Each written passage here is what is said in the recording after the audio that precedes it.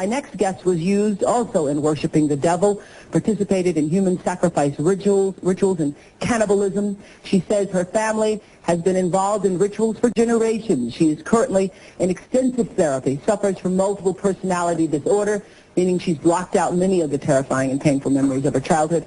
Meet Rachel, who is also in disguise to protect her identity. You come from generations of ritualistic abuse? Yes, my family has an extensive family tree, and they keep track of who's been involved and who hasn't been involved. And it's gone back to, like, 1700. And so you were... Right. I was born into a family that believes in this.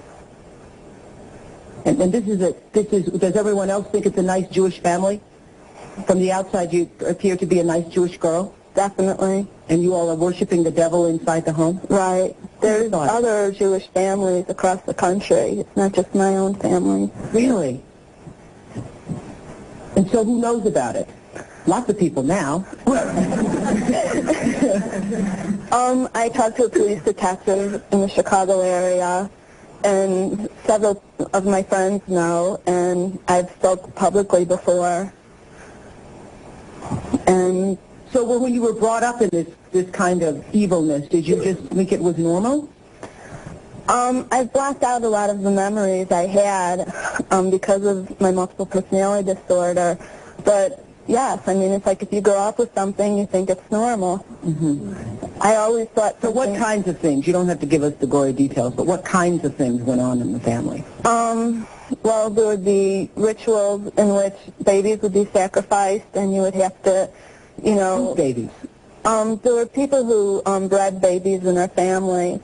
No one would know about it. A lot of people were overweight, so you couldn't tell if they were pregnant or not, or they would supposedly go away for a while and then come back. The other thing I want to point out, not all Jewish people sacrifice babies. I mean, it's not a very difficult thing. I just want to point that out. This is the first time I heard of any Jewish people sacrificing babies. But anyway, so yeah, you witnessed the sacrifice. Right. When I was very young, I was forced to participate in that, in which I had to sacrifice an infant. And the purpose of sacrifice is to what? Is to bring you what? What are you sacrificing for? For power. Uh-huh. Power. And so, were you ever used? Were you ever used yourself? I was molested. I was raped several times. Mm-hmm. And what's your mother doing? She's in all of this. What's her role in all of this? I'm not exactly what her role is. I haven't, recovered all of my memories, but her family was extremely involved.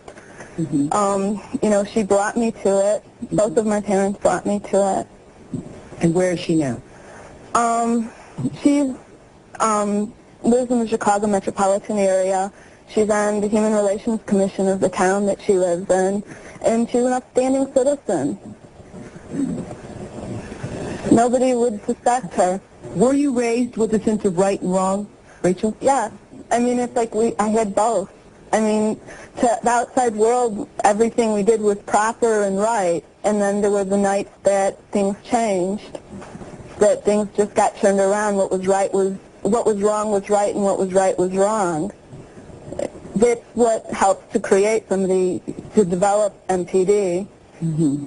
Multiple personality. Right. Now, in your family, did you all call it worshiping the devil? No, I don't know. It was just evil, these things you did. Right. Well, I said it was evil, and they said it was good.